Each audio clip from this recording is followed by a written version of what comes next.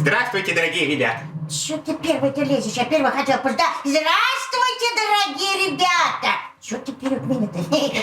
Здравствуйте, здравствуйте. Мы сегодня расскажем с Кузей вам сказку русскую народную. Ага. Помнишь, как называется-то? Помню. Давай. Кощей Бессмертный. Чё я первый? Хорошо. В одном царстве-государстве жили царь с царицей и их сын. Но случилась беда.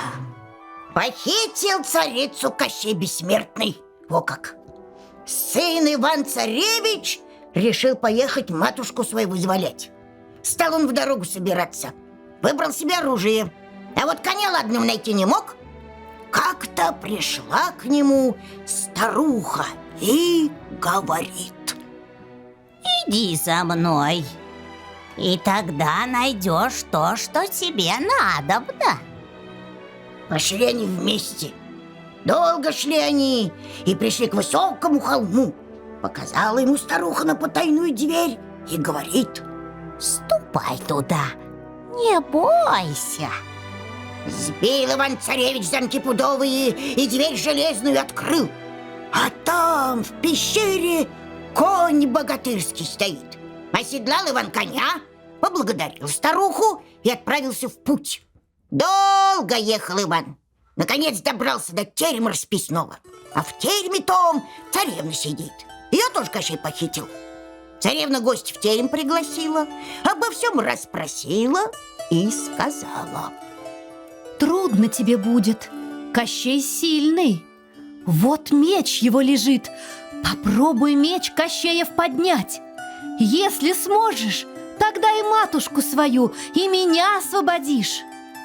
Посмотрел Иван-Царевич на меч Кощеев и засмеялся. Схватил меч и словно перышко вверх подбросил. Вижу, сумеешь, Иван-Царевич, вызволить нас из плена Кощеева, сказал царевна. Пошел Иван-Царевич дальше. Долго ли, коротко ли шел, видит, впереди другой терем, а в окошке матушка. Увидела она сына, обрадовалась, в терем его впустила, да от Кощея спрятала. Кощей прилетел и давай с матушкой разговоры вести. Она его и спрашивает: а где, Кощей, смерть твоя находится? Отвечайте ей, Кощей. Смерть моя находится в Синем море, на острове. Там дуб растет, под дубом тем сундук спрятан. В сундуке заяц сидит, в зайце утка, в утке яйцо, а в яйце том смерть моя прячется.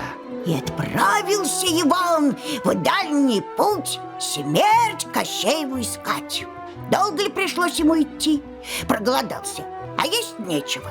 Вдруг выскочил лисенок, захотел Иван-Царевич его убить.